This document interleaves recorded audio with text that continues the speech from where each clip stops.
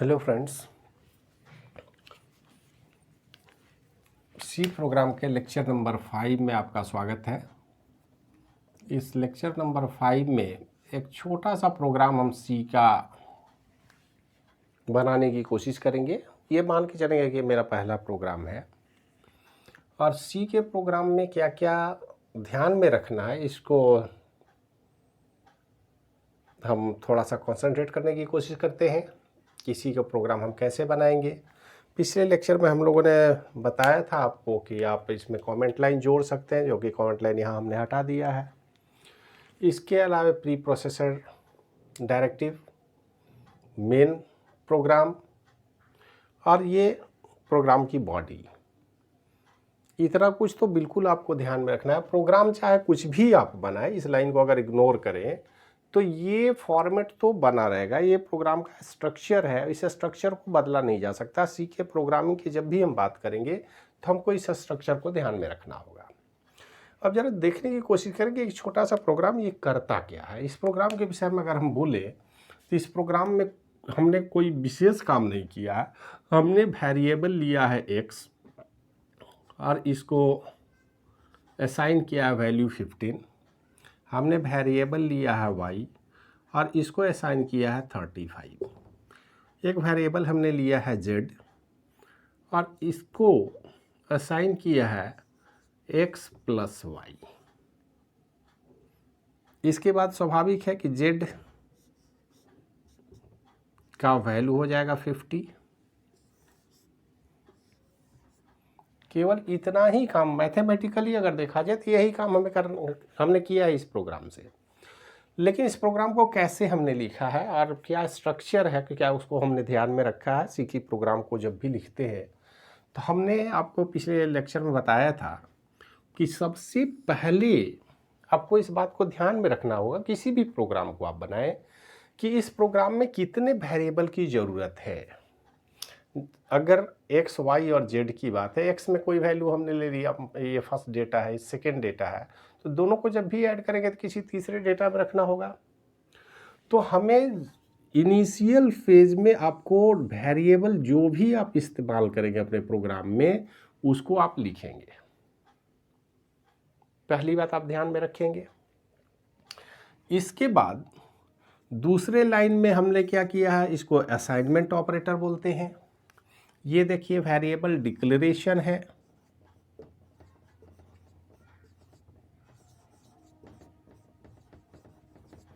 Declare किया है। यहाँ पर हमने असाइन किया है, ये असाइनमेंट ऑपरेशन है।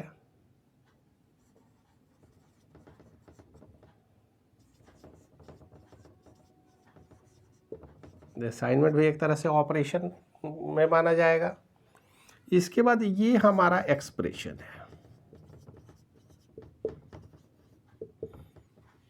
रियल ऑपरेशन अगर कहा जाए तो ये हमारा ऑपरेशन है और इसमें ये जो हमारा प्लस साइन है यही ऑपरेटर है जो एडिशन के लिए दिखाता है।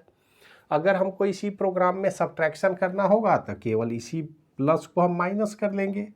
इसको चेंज करके अगर हम माइनस कर लें तो रिजल्ट बदल जाएगा। ऑपरेटर चेंज होगा तो वैल्यू भी चेंज होगा। अगर हम चाहें तो यहाँ मल्टीप्लिकेशन का साइन यूज कर सकते हैं। मल्टीप्लिकेशन स्टार मार्क से देते हैं कंप्यूटर के केस में, क्योंकि एक्स वैल्यू और मल्टीप्लिकेशन में, कैपिटल एक्स और मल्टीप्लिकेशन में कोई अंतर नहीं है। तो कंप्यूटर में इस कन्फ्यूजन को दूर करने के लिए हमने मल्टीप्लिकेशन के लिए हमेशा से ही स्टार का इस्तेमाल किया है, तो इसको हम मल्टीप्लिकेशन ऑपरेटर बोलेंगे। इसके बाद डिवीजन ऑपरेटर भी हम इस्तेमाल कर सकते हैं। डिवीजन ऑपरेटर ऑलरेडी है हमारे पास तो उसमें कोई दिक्कत नहीं है। अब ये मैथमेटिकल ऑपरेटर है डिवीजन, कंप्यूटर में ये नहीं चलेगा। कंप्यूटर में इसके बदले में हम इस ऑपरेटर का इस्तेमाल करते हैं, स्लैश। ये डिवीजन ऑपरेटर के लिए इस्तेमाल किया जाता है। तो ये इन दोनों को ध्यान में रखना है कि मैथमेटिकल ऑपरेटर से कुछ ऑपरेटर के सिंबॉलिक रिप्रेजेंटेशन थोड़ा अंतर है, इसको आप ध्यान में रखेंगे। और ये हमारा असाइनमेंट या एक्सप्रेशन जो है ये ऑपरेशन हुआ। इसके बाद यहाँ पर इसके बाद हमने क्या किया है, आउटपुट फंक्शन का इस्तेमाल किया है। प्रिंटफ हम जानते हैं कि एक फंक्शन है जो किसी वैल्यू को स्क्रीन पर डिस्प्ले करने के लिए इस्तेमाल किया जाएगा या किया जाता है। तो ये कायदे से 5 लाइन का प्रोग्राम है जिसमें हमने वेरिएबल के डिक्लेरेशन की बात की, असाइनमेंट की बात की, एक्सप्रेशन की बात की और आउटपुट फंक्शन की बात की। एक बात सी के प्रोग्राम स्ट्रक्चर में पहले भी हमने बताया, आपको बिल्कुल ध्यान में रखना है कि जितने भी वेरिएबल आपके प्रोग्राम में यूज किए जाएंगे, प्रोग्राम बड़ा भी हो सकता है, छोटा भी हो सकता है। हमने यहाँ पर 3 इंटीजर वेरिएबल की बात की है, यहाँ पर हो सकता है 5, 10, 15, 20 जितने भी वेरिएबल की ज़रूरत है आप अपने प्रोग्राम में, इन सब का डिक्लेरेशन सबसे पहले आपको करना है। प्रोग्राम जब भी सी में बनाएंगे तो आपको सबसे पहले डिक्लेरेशन करना होगा, उसके बाद ही उस वेरिएबल को इस्तेमाल कर सकते हैं। अगर यहाँ पर हम जेड ना लिखें और यहाँ पर जेड हम लिख दें या इंट जेड लिखें तो वो काम नहीं करेगा, उसमें एरर आएगा। तो एरर से बचने के लिए सबसे पहले जितने भी वेरिएबल हमारे पास होंगे उस वेरिएबल को हमको निश्चित रूप से, ये हमारी बाध्यता है, आपको ऊपर में ही डिक्लेयर करना होगा ताकि सी का प्रोग्राम स्टार्ट होने के समय ही जितना भी मेमोरी का रिक्वायरमेंट है, जितने वेरिएबल की ज़रूरत है उनके अगेंस्ट वो मेमोरी रिजर्व कर सके। इसके बाद हमने इस प्रोग्राम को बनाया है 15 और 35 असाइन कर दिया है। अब इस असाइनमेंट को यहाँ पर हम डिक्लेयर कर रहे हैं, यहाँ असाइन कर रहे हैं। आप जरा गौर से देखें, अगर हम चाहते तो इंट x इक्वल टू 15 ये भी लिखा जा सकता है। इसमें हमने क्या किया, वेरिएबल को डिक्लेयर किया, साथ में असाइन किया। डिक्लेरेशन असाइनमेंट दोनों एक ही साथ किया जा सकता है, ये सामान्य परिस्थिति है और ये काम आप कर सकते हैं, इसमें कोई दिक्कत नहीं होगी। तो आप देखें कि यहाँ पर डिक्लेयर भी किया जा सकता है और साथ में असाइनमेंट कर सकते हैं या अलग से हम कर सकते हैं, ये हमारे ऊपर डिपेंड करता है। और इसमें प्रोग्रामर का कोई विशेष रोल नहीं है, वो आसानी से इसको चेक कर सकता है और वेरीफाई किया जा सकता है। अब इसी प्रोग्राम में थोड़ा सा मॉडिफिकेशन हम करेंगे, जरा सा देखिए।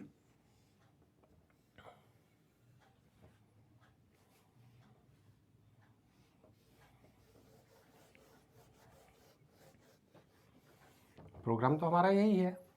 इस प्रोग्राम को हमने रन किया। रन करने के बाद इस प्रोग्राम को जब भी हम कंपाइल और रन करेंगे तो हमको हमेशा ही z का वैल्यू 50 मिलेगा, क्योंकि हमने x और y का वैल्यू फिक्स कर रखा है। यदि इस प्रोग्राम को थोड़ा सा इंटरैक्टिव प्रोग्राम बनाना हो, इंटरैक्टिव कहने का मतलब ये वैल्यू असाइनमेंट का जो काम है वो हम यहाँ नहीं करना चाहते। यदि हम यूजर से डिमांड करें इस वैल्यू का, तो उसमें क्या होगा कि जब भी प्रोग्राम रन करेगा, इस प्रोग्राम को जब आप रन करें तो यूजर से क्यों ना हम वैल्यू लें, तो उससे क्या होगा कि ये फिक्स प्रोग्राम जो 15 और 35 को जोड़ता है, इसके जगह पर यूजर अगर चाहे तो 45 और 95 भी ऐड कर सकता है, जो नंबर चाहे ऐड कर सकता है। 2 नंबर को ऐड करने का इंटरैक्टिव प्रोग्राम अगर बनाता हो तो ये प्रोग्राम तो एफिशिएंट है नहीं। तो थोड़ा सा इसमें हम मॉडिफिकेशन करेंगे और यहाँ पर अब हम इस्तेमाल करने जा रहे हैं स्कैनफ फंक्शन। इंटीजर वैल्यू है, %d लगाना होगा और उसके बाद यहाँ पर एड्रेस ऑफ x अगर हम लिख दे, फिर स्कैनf %d comma address of y लिख दे, तो क्या होगा। अब ये प्रोग्राम इनपुट फंक्शन का, चूंकि हमने स्कैनफ किया है, इनपुट फंक्शन है, तो इनपुट फंक्शन के सहयोग से यूजर से प्रोग्राम ले सकता है। लेकिन जब ये प्रोग्राम रन करेगा तो आप समझ रहे हैं क्या प्रॉब्लम होगी कि स्क्रीन बिल्कुल ब्लैंक आ जाएगा। उसने 3 वेरिएबल बना लिया x y z के लिए, मेन फंक्शन की अगर हम बात करें तो अब सवाल है कि यहाँ पे रुक जाए, कुछ भी डिस्प्ले नहीं करेगा कि हमें x का वैल्यू दीजिए, y का वैल्यू दीजिए। इसका मतलब है कि प्रोग्राम अभी भी इंटरेक्टिव नहीं है, यूजर से इनपुट लेने की कैपेबिलिटी तो है इसमें, लेकिन अगर प्रोग्राम हम बना करके किसी अननोन पर्सन को दे, अगर वो प्रोग्राम को रन करे, तो उसे कैसे पता चलेगा कि एक्स या वाई का वैल्यू देना है? तो बेहतर तरीका है कि यहाँ पर एक और इस जगह पर और इस जगह पर एक स्टेटमेंट का इस्तेमाल करें। हम एक ही स्टेटमेंट लिखते हैं। यहाँ पर क्या लिखें आप? Printf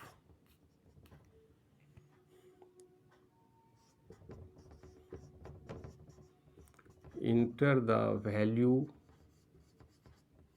of x. अगर इस लाइन को हम यहाँ पर ऐड कर दें तो x का वैल्यू लेने के पहले यूजर को एक मैसेज हम सेंड कर रहे हैं कि enter the value of x। इससे क्या होगा कि अब अननोन यूजर को भी यहाँ पर अगर लिखा रहेगा enter the value of x, तो आसानी से वो x का वैल्यू कुछ भी पुट कर सकता है। उसके बाद नीचे अगर हम दूसरे लाइन में भी डिस्प्ले कर दें enter the value of y, same information, तो फिर y का वैल्यू आपको पुट करना होगा, ये आपको पता चल जाएगा। तो ये सेम स्टेटमेंट दो बार अगर हम रिपीट कर दें और एक जगह x और एक जगह y कर दें तो इंटरैक्टिव प्रोग्राम बन जाएगा। कहने का हमारा मकसद ये है कि आप जब भी प्रोग्राम बनाएं तो इस बात को हमेशा ध्यान में रखें कि जो ऑपरेटर होगा, जो प्रोग्राम का एग्जीक्यूट करना चाहेगा, जिसको हम प्रोग्राम बना के दे रहे हैं, उस प्रोग्राम को जब वो रन करेगा तो उसे इस प्रोग्राम के फ्लो के विषय में भी पता चलना चाहिए। प्रोग्राम इंटरैक्टिव हो, यूजर के साथ इंटरैक्ट करे, ताकि user according to their instruction या रिक्वायरमेंट डेटा को सेंड किया जा सके और उस डेटा का हम प्रॉपर प्रोसेसिंग कर सकें। ये बात आप समझ में आ गई? तो इस तरह से प्रोग्राम को थोड़ा थोड़ा इंटरैक्टिव भी आप बना सकते हैं और इंटरैक्टिव ही बनाना चाहिए प्रोग्राम, ताकि किसी भी थर्ड पार्टी को हमारे प्रोग्राम को रन करने में कोई दिक्कत ना हो। क्योंकि हमने प्रोग्राम बनाया तो हम तो यूज करेंगे नहीं, हम तो प्रोग्रामर है, हम इस तरह के हजारों प्रोग्राम बना करके किसी को दे देंगे। अब वो जब रन करेगा तो उसको अगर इंटरैक्टिव प्रोग्राम नहीं होगा तो उसको पता ही नहीं चलेगा कि कब कहाँ क्या इनपुट देना है, जिसके अकॉर्डिंग प्रोसेसिंग होगी, हमें आउटपुट मिलेगा। तो हमेशा इंटरैक्टिव प्रोग्राम बनाने की कोशिश करनी है। आपके ध्यान में ये बात होना चाहिए कि जो सामने यूजर है उसको प्रॉब्लम ना हो। ये बात समझ में आ गई? अब इसमें थोड़ा सा और मॉडिफिकेशन हम करते हैं, जरा सा देखें। इस बात को ध्यान में रखते हुए फिर से हम इसी प्रोग्राम की बात करते हैं। इस प्रोग्राम में हमने यहाँ पर ऑपरेशन डिवीजन का लगा रखा है, z = x divide by y। अब आप जरा सा विचार करें कि अगर x का वैल्यू 15 हो और y का वैल्यू 8 हो, यूजर को देना तो यूजर कुछ भी दे सकता है। हम ऐसा मान के चले कि इस तरह का वैल्यू अगर हम दे रहे हैं तो x बाई वाई क्या होगा? 1.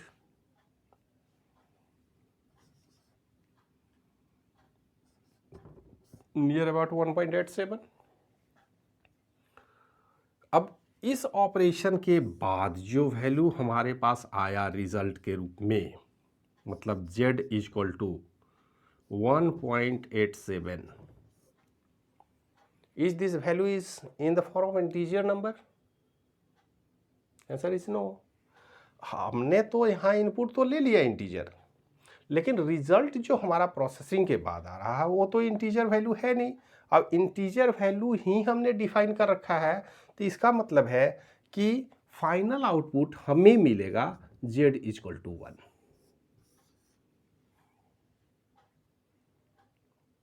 अब आप सोचिए कि z = 1 अगर आपने दे दिया तो y का वैल्यू 8 हो, 9 हो या 15 हो, क्या फर्क पड़ता है?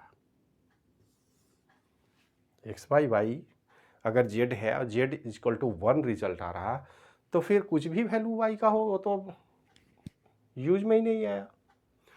इसका मतलब है कि जब भी आप डेटा टाइप डिक्लेयर करें इंट XYZ, ये इस लाइन को ध्यान में रखें आप, तो यहाँ जो वैल्यू आप z के लिए ले रहे हैं, जो वेरिएबल इस्तेमाल कर रहे हैं, उसका डेटा टाइप ऑपरेशन के बाद क्या होगा, इस बात का ध्यान भी आपको डेटा टाइप डिक्लेरेशन में ही रखना होगा। ये प्रोग्रामर की जिम्मेदारी है, क्योंकि ज्यों ही हम डिवीजन ऑपरेशन में जाएं, एडिशन सब्ट्रैक्शन मल्टीप्लिकेशन इंटीजर में तो कोई दिक्कत नहीं है, आपको इंटीजर ही मिलेगा रिजल्ट, लेकिन डिवीजन में तो इंटीजर नहीं मिलेगा, वो तो डेसिमल पॉइंट 1.8 से बना रहा है। ये नंबर फ्लोटिंग पॉइंट कैप्चर करता है। तो बेहतर तरीका है कि यदि आपको कन्फ्यूजन हो आउटपुट में कि प्रोसेसिंग के बाद हमारा डेटा क्या होगा, हमें नहीं पता, तो बेहतर है कि z को कभी भी आप इंटीजर ना रखें। आप इसके बदले में सेकेंड लाइन में यहाँ पर अगर हम बात करें, इसको जरा हम मिटा दें, अगर इस तरह के ऑपरेशन में आप जा रहे हैं तो बेहतर हो कि फ्लोट z का इस्तेमाल आप करें।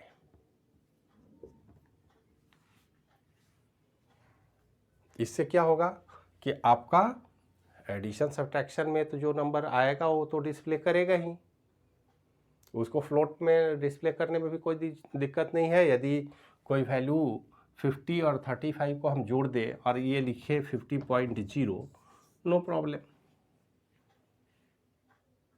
या बेहतर है कि अगर आपको पता ही है कि इंटीजर ही आएगा तो इंटीजर रखें, लेकिन जहाँ कन्फ्यूजन हो उस तरह के ऑपरेटर का इस्तेमाल हम करने जा रहे हैं जहाँ पर डेटा टाइप बदल सकता है रिजल्ट में, तो बेहतर है कि उस डेटा टाइप के अकॉर्डिंग आप डेटा टाइप सेलेक्ट करें, z को हमेशा फ्लोट में रखें, और ये जिम्मेदारी एक प्रोग्रामर की होगी। तो प्रोग्रामर इस तरह से इस्तेमाल करेगा। जब भी आप कोई प्रोग्राम बनाएंगे, 3 छोटी छोटी बातों का आप ध्यान रखेंगे, और छोटी छोटी बातों का ध्यान रखेंगे तो हम निश्चित रूप से मानिए कि आप एक अच्छे प्रोग्रामर बन जाएंगे। प्रोग्रामिंग में आपको कभी कोई दिक्कत नहीं होगी।